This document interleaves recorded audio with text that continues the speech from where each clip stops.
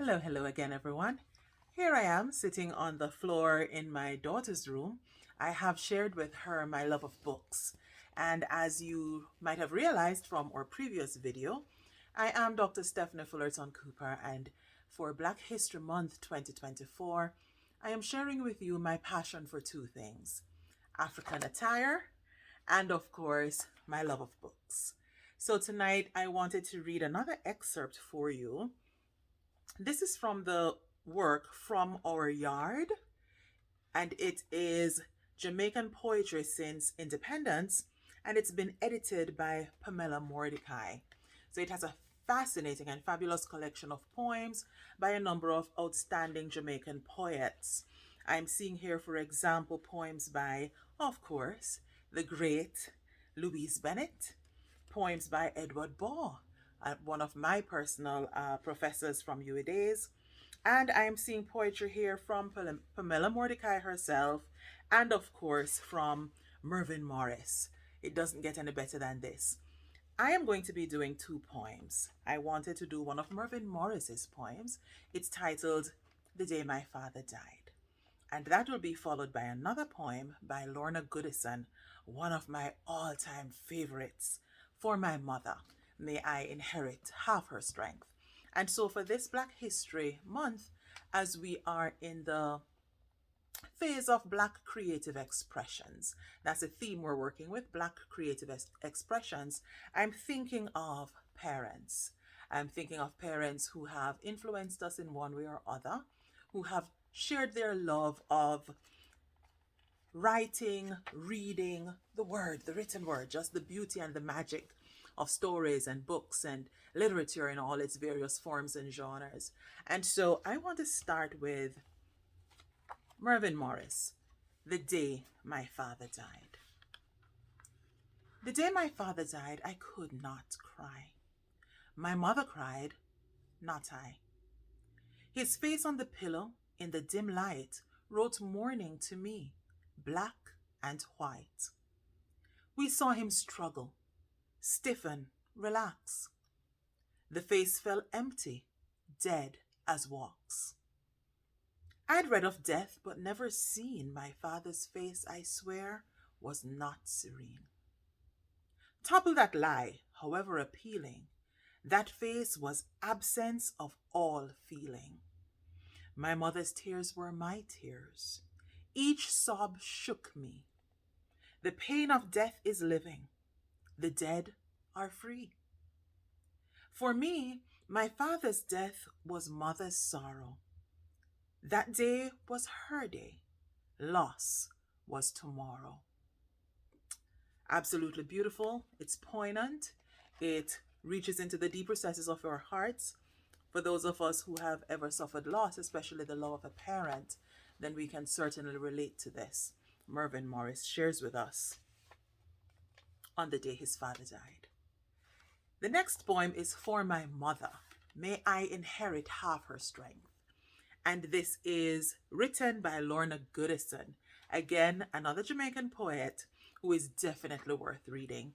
So if I could share with you, For my mother, may I inherit half her strength. My mother loved my father. I write this as an absolute. In this my 30th year, the year to discard absolutes. Let's read that one again. So my mother loved my father. I write this as an absolute. In this my 30th year, the year to discard absolutes. He appeared, her fate disguised, as a Sunday player in a cricket match. He had ridden from a country 100 miles south of hers. She tells me he dressed to the part, visiting dandy, maroon blazer, cream serge pants, seam like razor, and the beret and the two-tone shoes. My father stopped to speak to her sister, till he looked and saw her by the oleander. Sure, in the kingdom of my blue-eyed grandmother, he never played the cricket match that day. He wooed her with words, and he won her. He had nothing but words to woo her.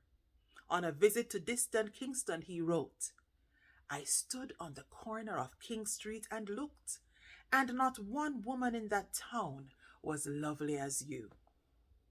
My mother was a child of the petty bourgeoisie, studying to be a teacher. She oiled her hands to hold pens. My father barely knew his father. His mother died young. He was a boy who grew with his granny. My mother's trousseau came by steamer through the snows of Montreal, where her sisters Alberta of the cheekbones and the perennial rose combed Jew-lit back streets with French-turned names for Doris's wedding things.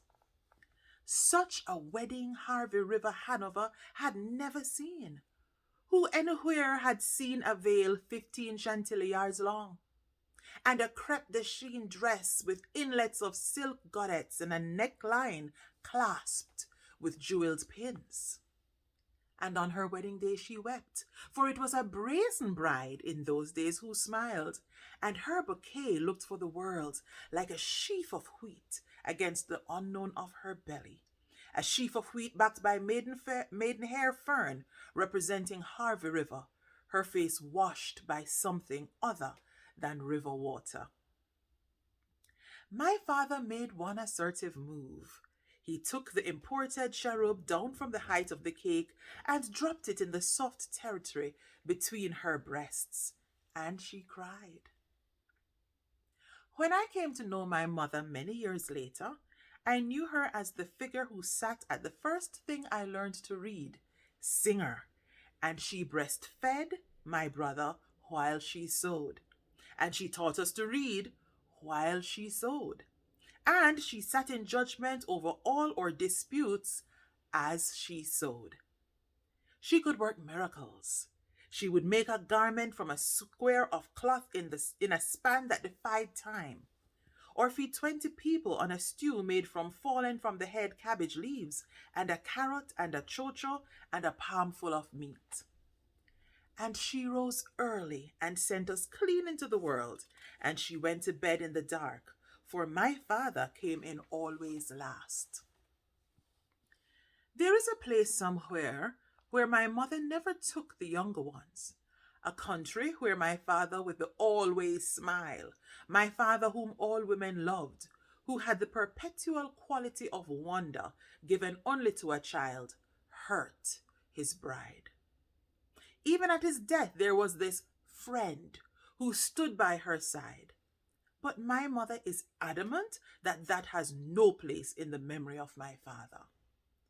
When he died, she sewed dark dresses for the women amongst us, and she summoned that walk, straight-backed, that she gave to us, and buried him dry-eyed. Just that morning, weeks after she stood delivering bananas from their skin, singing in that flat, hill country voice, she fell down a note to the realization that she did not have to be brave, just this once, and she cried. For her hands grown coarse with raising 9 children, for her body for 20 years permanently fat, for the time she pawned her machine for my sister's senior Cambridge fees, and for the pain she bore with the eyes of a queen. And she cried also because she loved him. Well, we definitely love these poems. Thank you, Pamela Mordecai.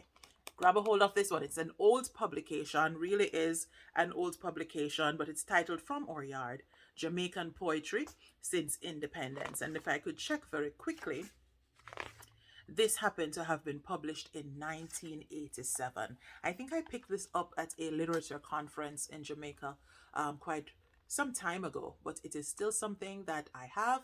I have it on my daughter's bookshelf because thankfully, as mother-daughter, we share this passion for reading and for literature, but it has been a privilege to share this with you tonight. Thank you so much for joining me yet again. Black History Month 2024, we are celebrating Black creative expressions. Bye everyone, see you next time.